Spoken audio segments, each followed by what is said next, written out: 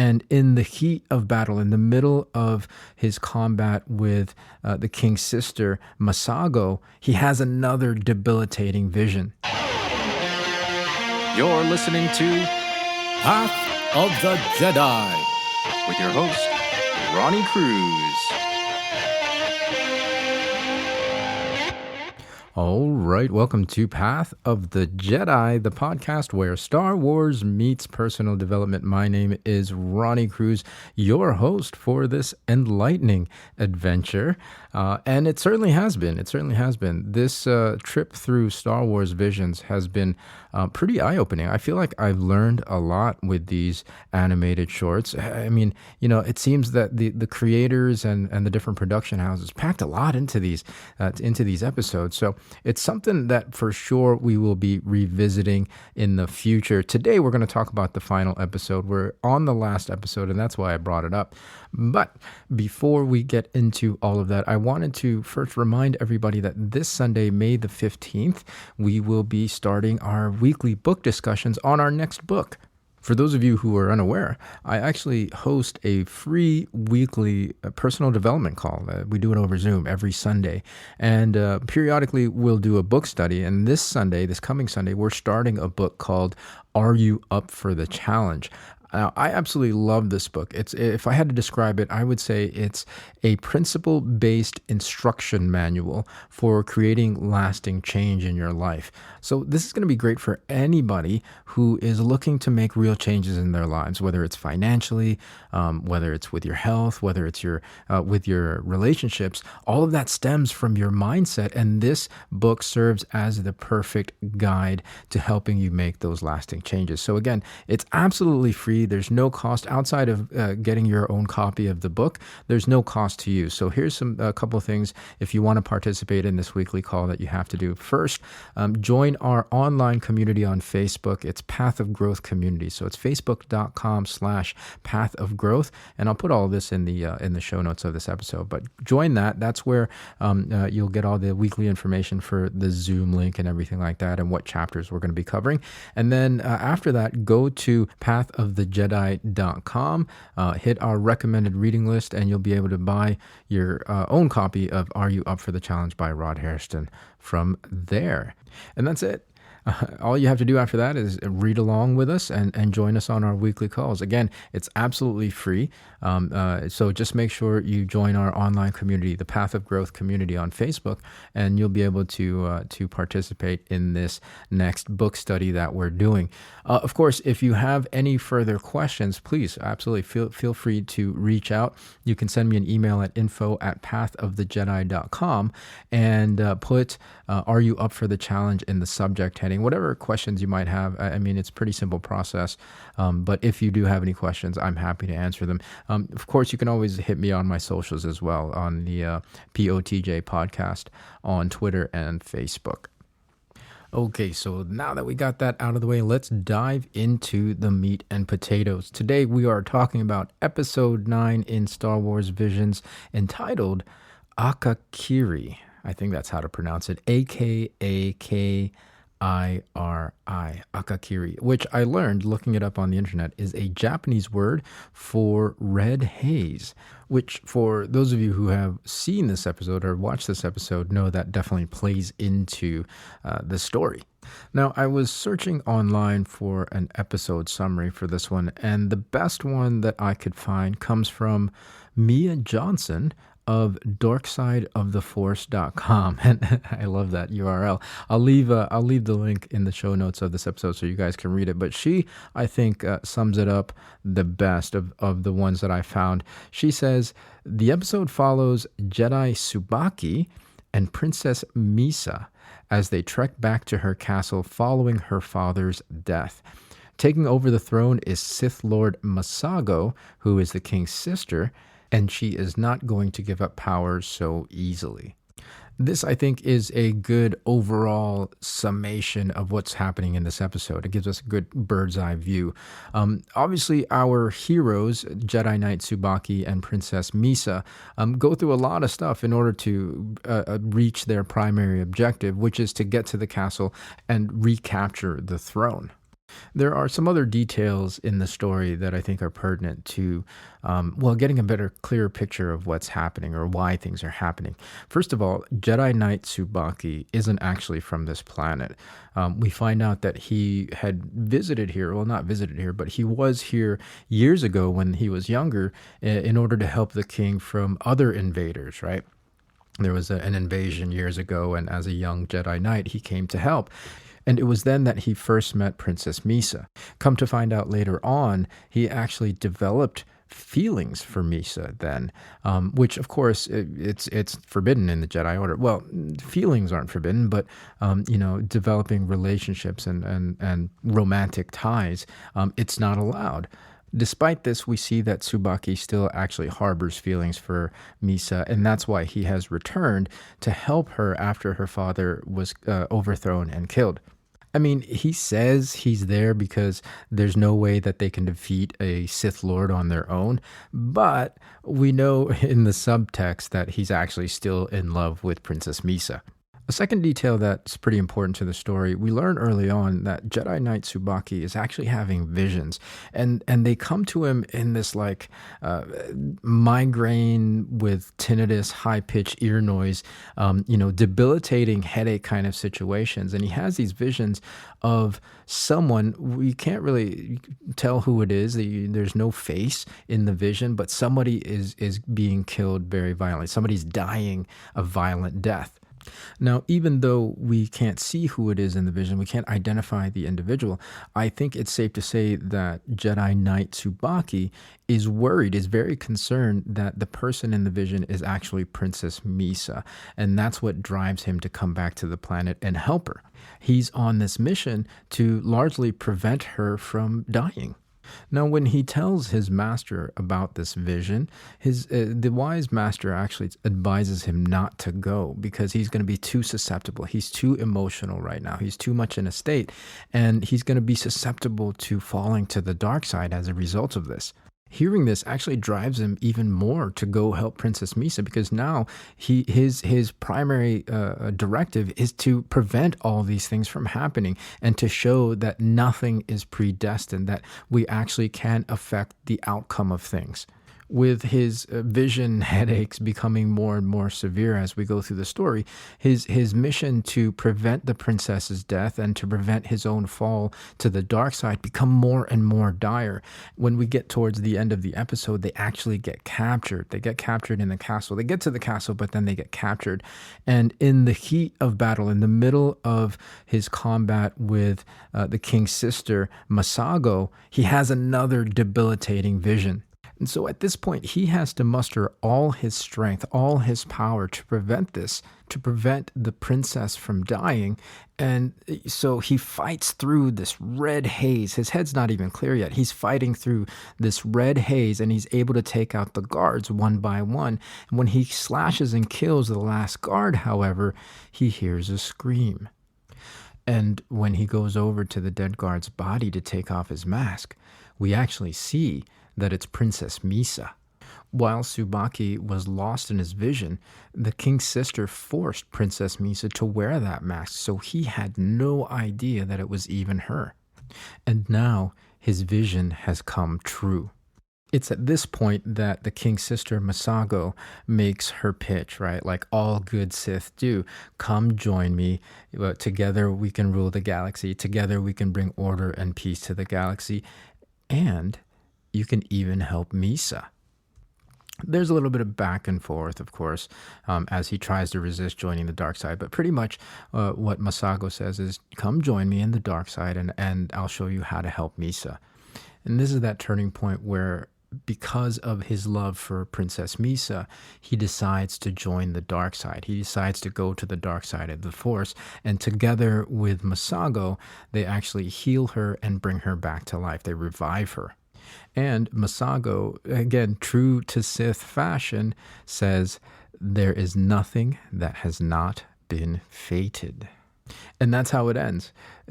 Princess Misa is alive, but Tsubaki has fallen to the dark side of the Force. He has joined the Sith and is now the apprentice of Masago. Very, very much Revenge of the Sith vibes, very parallel to Anakin, making the decisions that he made in order to save the loved one, right? And it not working out the way he had wanted it to work out. And so the question is, was it all actually predestined? Like with Anakin, he was being called the chosen one from the very beginning. So was his trajectory, was his life already predetermined? Was Tsubaki always meant to become a Sith and fall to the dark side, proving exactly what Masago said, in that everything has been fated? Well, if we look at things through the lens of cause and effect, right, through Newtonian causality, every action has an equal and opposite reaction. Logically, it can definitely seem like everything is predetermined because the current circumstances is only a direct result of everything that has happened in the past. All the causalities has led up to this very one specific moment. One event triggers another event and triggers another event, triggers another event. So there's this intricate web of events all triggering each other that lead inevitably to this exact set of circumstances that's happening in the present moment. In this episode, if we trace the events, the sequence of events backwards, we see that each event was a direct result of what happened immediately before, right? So for example, Jedi Knight Tsubaki joining the Sith and falling to the dark side of the Force was a direct result of Princess Misa being killed. Princess Misa being killed was a direct result of Tsubaki coming to the planet because of the visions that he was having. The visions that Tsubaki was having was a direct result of Masago killing her brother, the king, and taking over the throne, and thereby putting Misa in danger. None of that would have been an issue, however, had Tsubaki not visited the planet years ago and gotten to know and develop feelings for Misa. Again, one event led to the next, led to the next, led to the next. Everything that happened led to Tsubaki's inevitable demise. Looking at things through this lens, it's a very fatalistic determinism, really, right? This cause and effect, this Newtonian causality perspective. That's why the Sith want you to believe this. That's why Masago says there is nothing that has not been fated. They want you to think that there is no choice. She wanted Tsubaki to think that it was inevitable. But there's more to it than that. Throughout the episode, Tsubaki repeatedly says things like, there's no such thing as fate, or things aren't determined. Like we talked about earlier, his aim here is to show that we can control our own destinies. By making the decisions that we make, we can control the outcomes that end up happening. The only reason things ended up the way they ended up for him was that he made some bad decisions. Had he listened to his master and not gone to the planet in the first place, the princess wouldn't have been killed and he wouldn't have gone to the dark side in order to save her. Simple as that. So what was it that drove him to make the decisions that he made? It was his focus. He was so focused on his vision of somebody being killed. He was so focused on his concern for Princess Misa's well-being that drove his decision-making. No matter what he did, no matter what he ended up, how hard he ended up trying to prevent all of that from happening, because he was so focused on those things, they became a self-fulfilling prophecy. It's exactly like Qui-Gon said. Always remember, your focus determines your reality. You see, when things aren't going necessarily the way we want them to go, the natural inclination is to look back and try to find out why things are going the way they are. And it's very easy to pinpoint the string of events and circumstances that has led to our current conditions. Again, it's a natural thing that we do, perhaps to free us from the burden of responsibility. But our lives are not the sum total of the circumstances that have led up to this moment. We don't have to be victims of circumstances. Our lives are the sum total of the decisions that we make, and those decisions are informed and based on the things that we focus on. If you don't believe this, I want you to think back to a time when you were really, really worried about something, right? Like this is something that just kind of was so heavy on your thoughts. It preoccupied everything in your mind to the point where it eventually came true. Here's an example. Let's say, you're in your 9 to 5, you're going to work in the morning and you're really worried about being late. Maybe you have a big presentation at the office, but you're super, super worried and concerned about being late. So in the morning, when you wake up, you're immediately on edge. You're rushing through your morning routine, just to make sure you get there, not even just, on time, but you want to get there early. So you're rushing through your morning. By the time you get to your car, however, you realize that you've forgotten something in the house. So you go back into the house and you're looking for the thing that you forgot. So you're already costing yourself another 3 to 5 minutes. You're already a little bit further behind than you wanted to be. And because of this, once you finally do get on the road, there's more traffic on the road. So now you have to make up time. You have to rush a little bit. You have to drive a little bit more reckless because you don't want to be late, right? Because you have a big presentation. So you're driving a little bit reckless, and next thing you know, you don't see and realize that there's a red light, and bang, fender bender. And the thing that you were worried about the most, because you were so focused on it, became true. You end up being late. Now, of course, this is a made-up scenario, but it's just an example of how your focus can and does become your reality. I'm not saying that life isn't without its problems, but the problems aren't going to solve themselves by you worrying about them.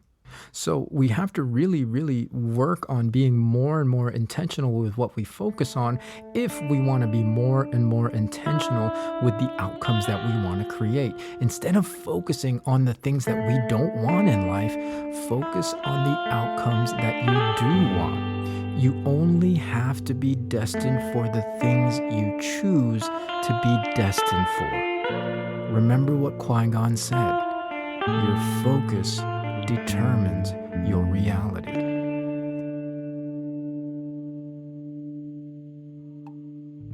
All right, well, that is going to do it for today's episode. It was destined to come to an end at some point. What do you guys think? What are some of your thoughts? What are your reflections on today's topic of destiny and determinism versus choice and free will?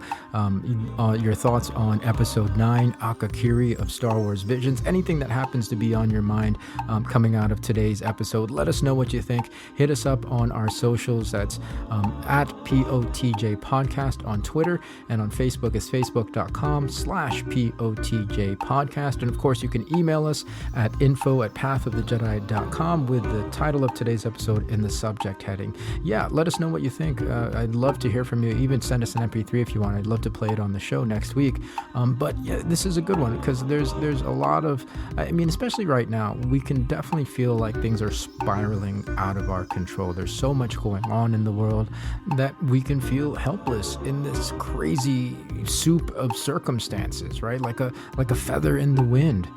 So being able to bounce ideas off someone else or hear another person's perspective can really be very, very helpful, which is why I'm going to remind you again that we are starting our new book discussion this Sunday. So do everything that I mentioned at the beginning of the show if you want to participate. Completely free.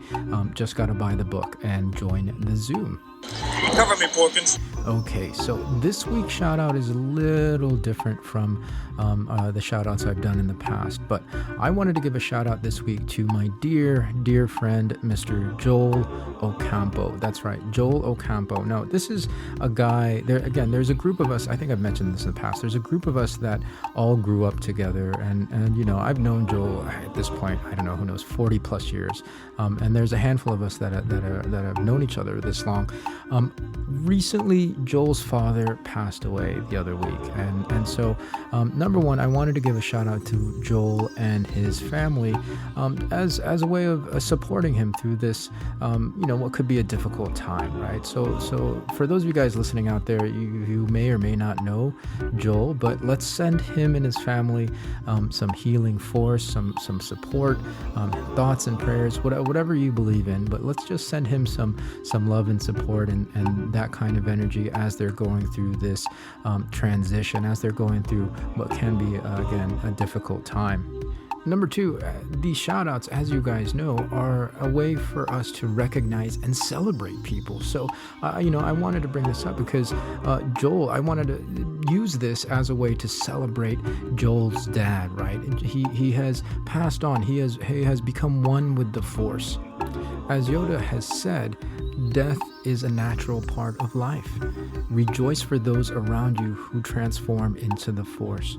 So this can be our way of doing that. Again, let's celebrate the life of Santos, Uncle Santos, Joel's dad. Let's celebrate him in that he is now one with the Force. You know, I was talking to my friend Dano. Dan is another one of the guys that's part of this group of friends that have known each other for 40 plus years. But Dan and I were talking over the weekend while I was visiting for the funeral, and we were reflecting and remembering back on Uncle Santos, Joel's dad. And, you know, we were just saying, like, man, Joel's dad was really one of the most reliable people that you'd ever known. Like, he was always there. You could always count on him. He's one of those guys that always had his friends' backs, right? Like, you can really, one of the most reliable dudes ever. And I got to thinking, of course, yeah, no wonder Joel is like that, right? Joel is exactly the same way. My friend Joel, again, we've known him for more than 40 years at this point, and he's just always been rock solid. He's always been, one of those guys that you can always count on, no matter what's going on. Super reliable, super even keel. Takes after his dad in that regard. And so, it's a celebration both of Uncle Santos and Joel, right? Father and son. It's a celebration of both of them. So, Joel, I don't know if you listen to this. I don't know if anybody in your family listens to this, but definitely we're sending out my love, sending you healing and happy vibes, and through the Force, sending the family my love. I wanted to take this moment and opportunity to give the shout out to you and your dad. So without further ado, Joel and Uncle Santos, this shout out goes to you. Okay, so that's going to do it for today's episode, guys. We are done with Star Wars Visions, man. Got a lot out of it. So many lessons, so many insights and tidbits, and I'm sure we'll still get a lot more mileage out of this series. This was an amazing series, and I can't wait to revisit it in the future. But until then, next week, we're going to tackle Han Solo. Well, not Han Solo, but the movie Solo. I've been rewatching it, so if you want to rewatch Solo in the meantime, please feel free to do so, and then we will catch you next week with a fresh new episode. So until then, everybody, please be well, be safe, and may the Force be with you. This podcast is not endorsed by the Walt Disney Company nor Lucasfilm Limited and is intended for entertainment, educational, and informational purposes only. The official Star Wars website can be found at www.starwars.com. Star Wars, all names and sounds and any other Star Wars related items are registered trademarks and or copyrights of Disney and their respective trademark and copyright holders. All original content of this podcast is intellectual property of Path of the Jedi unless otherwise indicated.